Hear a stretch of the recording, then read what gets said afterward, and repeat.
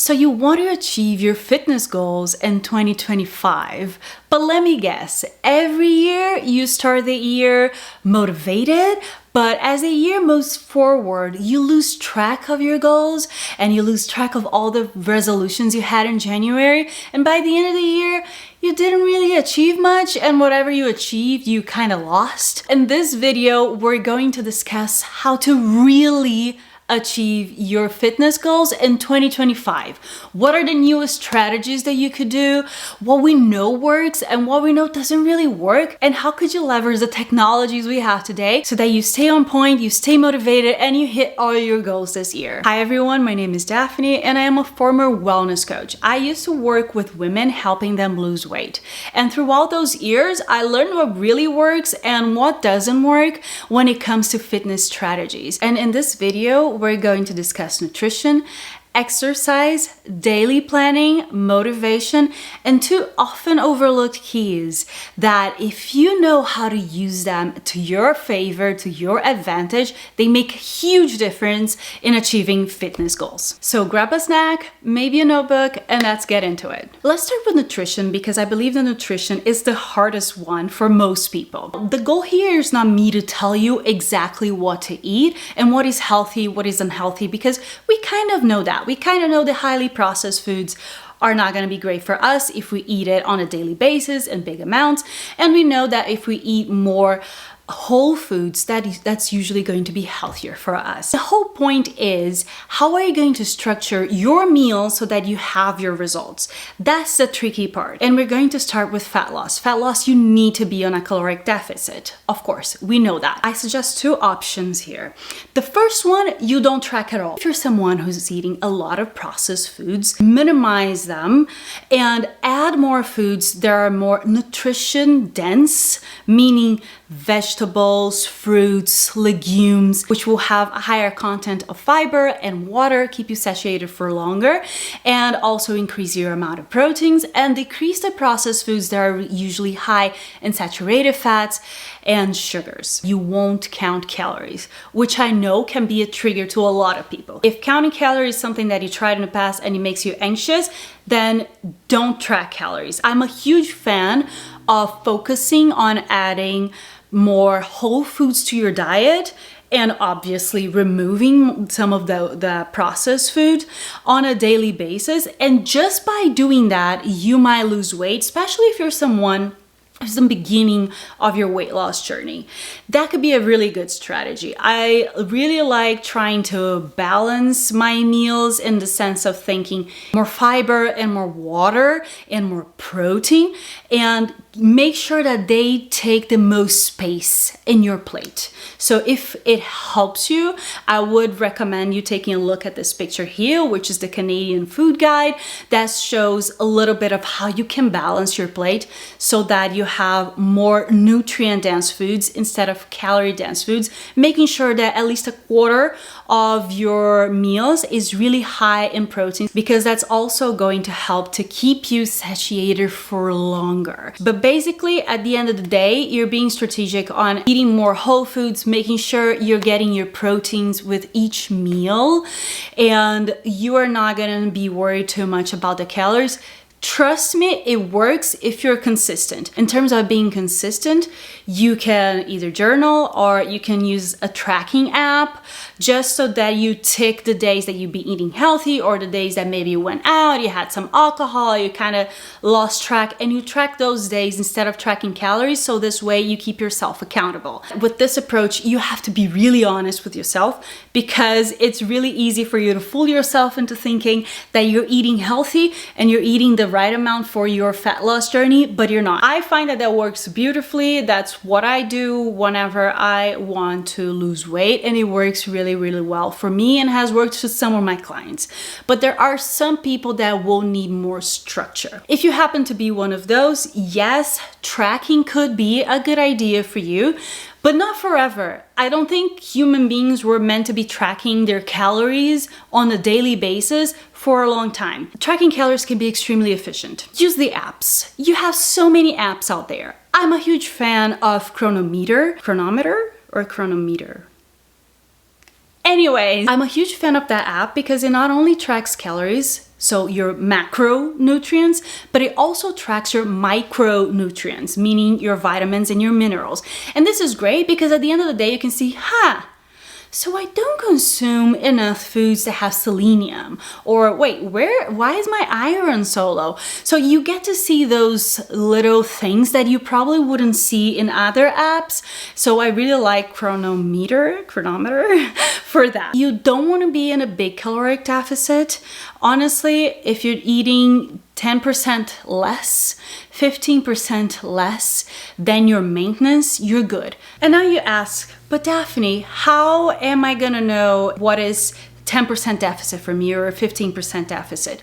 Well, if you're using those apps, they can kind of do a calculation for you. Those are not exact at all. So it is a little bit of trial and error in the beginning. And that's when we come to 2025. What is different about this year that can help you in your fitness goals? Well, AI exists. We have access to AI. So I'm a huge fan of you going on ChatGPT or Gemini, whatever platform that you prefer to use, and saying, hello, I am this person. I do this type of exercise. The amount of exercise you do per day will determine also. So if you're someone who sits all day or you walk to your work, you should tell everything to ChatGPT and say, hey, I want to lose this much weight. Don't ask to lose fast, okay? Because ChatGPT could absolutely give you a fast diet so that you lose weight fast. But as I usually say, if you lose weight fast, you will probably gain it faster because that's what usually happens. So you want something on the moderate or mild deficit, and ChatGPT can actually calculate that for you as well. And if you're someone who doesn't want to go through the trouble of doing the entries of each food on your app, you can also ask ChatGPT to create a little nutrition plan for you based on that deficit that you're looking for, the amount of exercise that you do, and you can go from there. Now, is it an accurate science that will give you the exact results that you want? No, but from there, week after week, it can do an assessment, check your weight. If you have an impedance scale at home, that would be great. Take notes of that and see week after week or every 2 weeks, you can keep track of your progress and understand what is working and what is not working.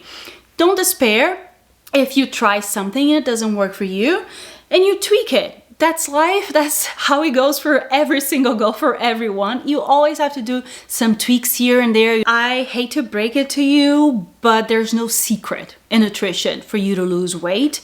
And whoever tells you that you can lose a lot of weight really fast, they're probably lying to you or trying to sell you a medication, which is not what we're doing here. Slow and steady wins the race, which I know it's not very sexy, but it is what it is. Now for muscle gain, you actually need a caloric surplus. So you need to eat a little bit more than you would normally to keep your weight, the maintenance weight. And once again, I'm a huge fan of you being in a caloric surplus of like 10%, 15%.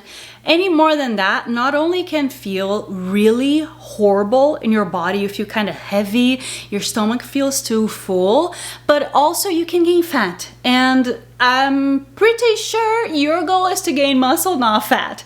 So in that case, slow and steady wins the race once again. So we all know that for you to gain muscle, you need to be hitting your protein on a daily basis. I would aim for 1.6 to 2.2 grams of protein per kilogram of body weight, and you need to distribute this throughout the day, okay? Let's not end the day eating a massive piece of steak and try to get all our protein from like one meal, like a lunch or dinner.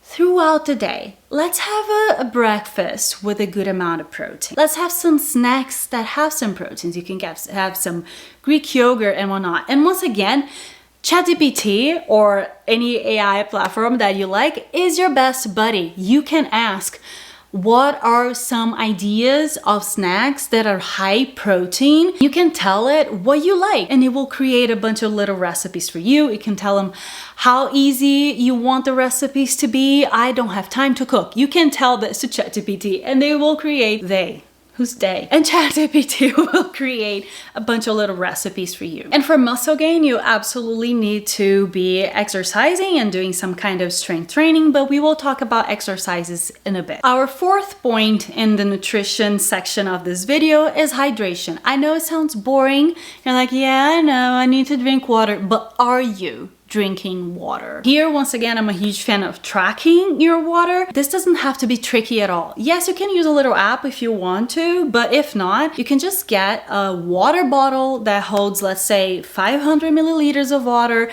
and you decide that you are going to drink that whole bottle of water 4 times per day, because that's going to add up to 2 liters of water per day, if that's your goal. Don't underestimate the power of water. Water is going to be extremely important for you to break fat. It's going to be important for you to build muscle. It is going to be important for your cognition, just the regular functioning of your body in general. It needs a good amount of water. A good rule of thumb here is to take your weight in kilograms and multiply it by 0.03. And that's going to give you the amount of liters that you need to be drinking per day in general. So for me, I weigh 54 kilograms and I multiply that by 0.03, and that gives me 1.62 liters. If you live in a hot climate, if you exercise a lot, you sweat a lot, you're probably gonna need more. This is just a base, some place for you to start, because I know that some people are not even drinking that per day. And I know that because I've had clients that literally told me I avoid drinking water so I don't have to go to the bathroom. So I see you, and I know that you're probably not drinking the amount of water that you should be drinking to hit your fitness goals. When it comes to nutrition, you want to make your life the easiest as it can be. It is hard enough that we are bombarded with marketing for processed food all the time. And in our society, it is very acceptable and very easy to find highly processed foods everywhere. So make your life easier, meaning meal prep. Bring your snacks with you around if that makes it easier for you. If in your city you have delivery services that deliver healthy foods, there's no shame of you saying, you know what, I don't want to cook, I don't have the patience to cook, then order healthy foods. But when I say healthy foods, you should be making sure that they're actually healthy and they're not adding tons of salt, tons of fat, tons of sugars to those foods. I live in Saskatoon, and unfortunately we don't have a lot of healthy options when it comes to delivery, but there is one service that I believe you can find pretty much across Canada, and it's called Inspire Go. And I am not sponsored by them, but I really wish I was, because I am obsessed with their salads. So they deliver salads to your home. They have so many different ones and they taste really good. And I'm very picky when it comes to salads, and their salads are truly delicious. That's something that makes my life easier. But if you don't have any of the systems, I am a huge fan of meal prepping. I know some people don't like it, but you can meal prep in so many different ways that if you have meal prepped in the past and you didn't like it, I would challenge you to do it again, especially now that we have, once again, artificial intelligence, and you can ask them to create meal prep recipes for you, depending on your food preferences, the time you have, the type of Tupperwares you have at home. I know that cooking is something that a lot of people don't enjoy, but I can guarantee you, you are going to be much better off getting at home after a full day of work when you're tired and you don't want to cook. Open your fridge and you already have all your meals prepped for you. That's gonna make life that much easier for you to hit your fitness goals, instead of being like, I don't have any food and I'm so tired, I'm just gonna order a pizza. I see you, and I don't judge you because I'd feel the exact same way. Next up is exercise, and the most important thing is to tailor your exercise to your fitness goals. If your goal is to lose fat, then yes, you need to be doing some kind of cardio, but you should not neglect strength training. You can be creative with it. You can lift weights, or you could do your own body weight at home where you don't even need equipment. You can do Pilates. You can do a lot of things that will classify it as strength training and not go to the gym, lift weights. As long as it's still there and you're being consistent with it, you can get away with a lot of options if your goal is just fat loss. Now, if your goal is to gain muscle, then we need to get way more strategic. People hate when I say this, but to gain muscle is actually a lot harder than it is to lose fat, in the sense that you could still lose fat just with nutrition. You could. I don't recommend it because chances are you might lose some muscle, you're gonna lose tone, you're gonna look really, soft, which is usually a look that we are not going for. But you could still do it. However, when it comes to gaining muscle, you have no way of running from strength training. You have to do strength training, and in a strategic way. Because if you just go to the gym and do whatever you feel like doing every day, like today I feel like doing this, chances are you're not going to see great results, maybe no results at all. You need some kind of structure here, an exercise plan that you can follow for like 4 weeks, 6 weeks, and then it comes another phase, changes a little bit, and another phase, and then you can change your structure, your split completely after a 12-week, 20 weeks phase. It will depend. You have lots of options here, but the important is that you have some kind of structure that you're following. And the name of the game is progressive overload. That only means that you are either increasing your reps or you're increasing your weights over time, slowly but surely. If you're not progressing, chances are you're not gonna get those gains. You're not gonna see those results that you want. You can go on YouTube right now and find the best amazing split where you have 6 days of training. Is that the best workout for you? Probably not. If you have access to a trainer, I always say that that's the best option. Even if you don't want to train with a trainer one-on-one every day, because that can get very pricey, but at least they could do an assessment with you or periodic assessments with you to see where you are, how you're improving, and create a program that is tailored for you. If you have zero fitness background, that's what I would do, because that will give you the best results, and that could also potentially avoid you getting injured at the gym, which we know happens so often because people are doing these crazy movements that either are just basically shit exercises, excuse my language, or not meant for them. I've been exercising since I was 16 years old. I've been going to the gym lifting weights, and I did a lot of work to improve my mobility, but I know for a fact that my mobility when it comes to squats is really bad. Should I be doing an overhead squat? Absolutely not, because I know it's gonna be so bad for my body. But if you don't know that about your body, it would be great if you could at least consult with a fitness professional at first, so that you can understand what works and what doesn't work for you. If you can't afford that, I get it, but the next best option would be to go to a gym where they offer like an assessment in the beginning of the year, or once you join the gym, they can offer like a discount on that kind of assessments. You can talk to trainers and see what they can offer you, and you can be honest, like, this is what I can afford. What can we do with that? Next best thing is getting online programs. Love them. I've mentioned this particular app in the past, which is the Gains by Brains app. You can pick how many days per week you want to work out and what's your level, if you're a beginner, intermediate, or advanced. They have like phases inside those programs that it changes a little bit, so you're not bored, but you're still seeing results because you're being consistent. And then finally, what people oftentimes forget to mention about exercise is that you need recovery. Yes, you need recovery in the sense that you take a day off or a few days off where you don't exercise, but you also need active recovery where you're doing something to improve your recovery. And that could be many things. That could be foam rolling. You can get one of those foam rolls and do it at home. I have one that vibrates, which is great. Highly recommend. I will link them in the description below.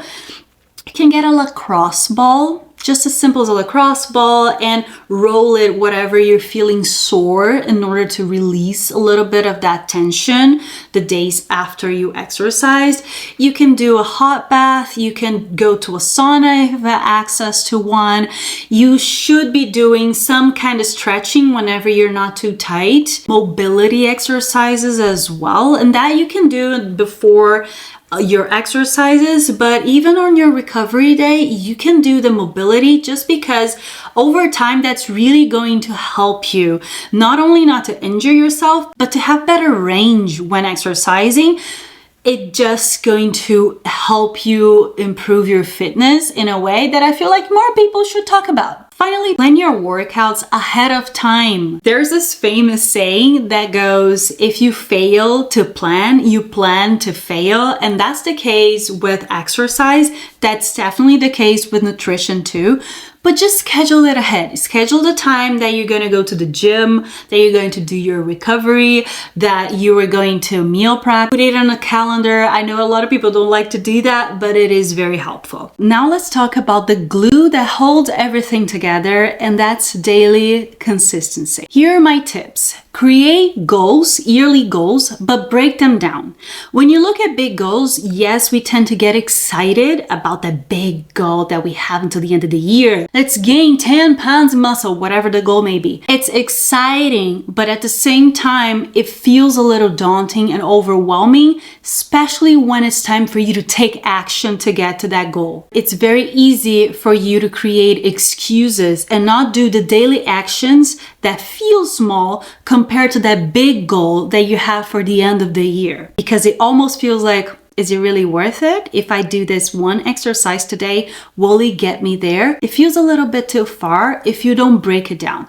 And I like to break it down the same way that we would do in business. I break it into quarters at first. So you have quarter 1, 2, 3, and 4. And then I break it into the month. So I have quarter 1, let me look at January.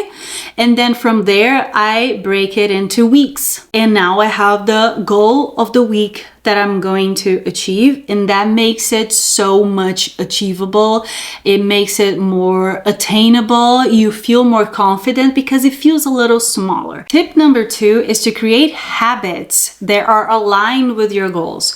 So basically what this means is that you're going to look at your day-to-day, the things you do throughout your day that are going to allow you to achieve those goals. Is that going to be you going to the gym before you going to work? Is that what's going to work for you? That's your new habit, going to the gym in the morning. Is that your new habit that you walk around with a little water bottle that now you're going to force you to drink water throughout the day, which you weren't doing before? Is it your new habit that now you go to bed at 10 p.m. instead of 11 because you need to wake up earlier to go to the gym? What are the habits that you need to develop in your daily life so that you can achieve those goals? And don't forget to celebrate the habits as well. When you celebrate just the habit of doing something, even before you achieve that goal, let's say your goal is to lose 5 pounds, 10 pounds, but you're doing the habit of drinking more water, you're doing the habit of eating your vegetables, and you celebrate that, studies have shown that you are more susceptible to actually achieve those goals at the end because you're going to feel like you're making progress every single day instead of just waiting for that goal to arrive to then feel good about it and then celebrate. I do that to myself all the time when I want to adopt a new habit. And whenever I do it, even though it sounds silly and, oh, I just did it once, the fact that I say, good job, I did it, it just makes me feel good in the moment, reinforces that habit, and it does help long run. Tip number 3 is to track your progress. I use an app called Habit. That one I use to track my habits, and it's very easy to use, and you can use the free free version. I have the premium because I think it's worth it, but you don't have to. There are many other habit tracking apps out there that you could use. But also, in terms of fitness per se, yes, you should probably be tracking your weight. You should be taking pictures. You should be taking your circumferences with the measuring tape. And there are many apps that you can use to do that. I really like using the Hempful Health. I have their app here on my phone and it's attached to my scale, and I have a tape measure.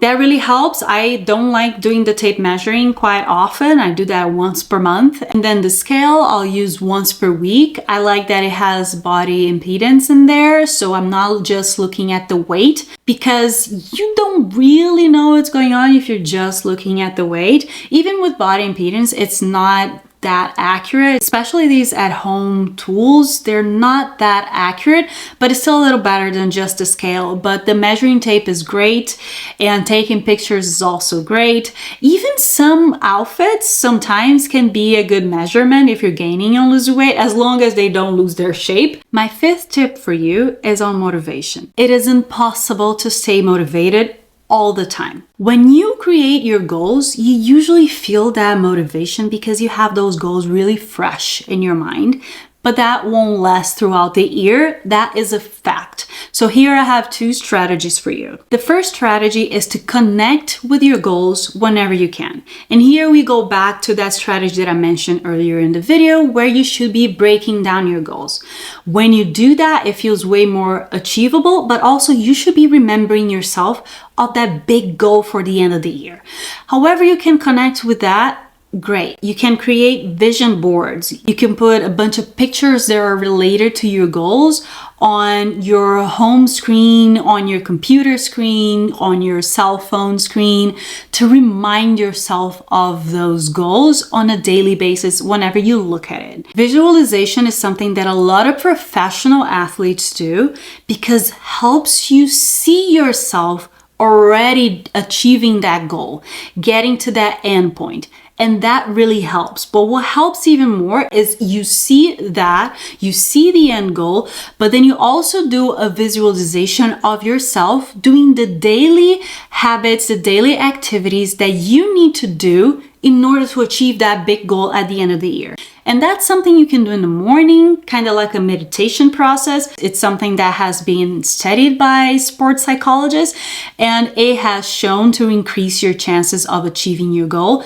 if you do visualizations of yourself on a daily basis. My second strategy here is for the days that none of that will get you motivated to get out at that door, to go do your exercise, or to eat the healthy meal. Some days you're just gonna feel like shit. It is what it is. That's life. And you're not gonna feel motivated. Those are the days that you want to push hard. Every single high performer I've ever talked to, they always say that they feel like they can achieve big goals because the days they don't feel like doing anything, they still show up. Unless you're sick or something in that realm is happening, or you're mentally exhausted, which is a whole other thing, unless it's something related to health.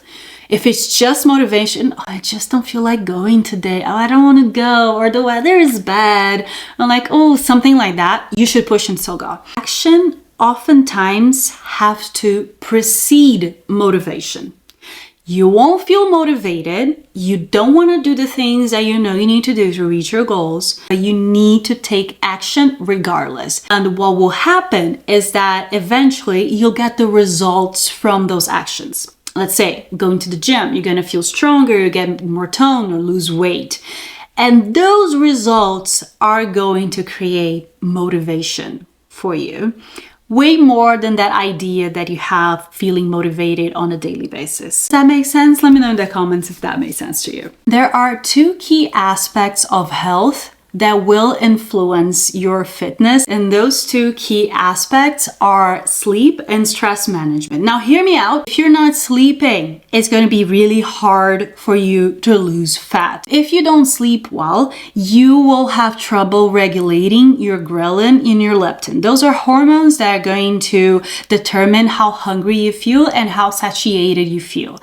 And if you have trouble regulating those, guess what? You feel hungrier and it's gonna be harder for you to avoid those highly caloric foods. And when it comes to building muscle, you also need a good night of sleep. We have so many studies showing that when you have proper sleep is when you can have that optimal muscle gain.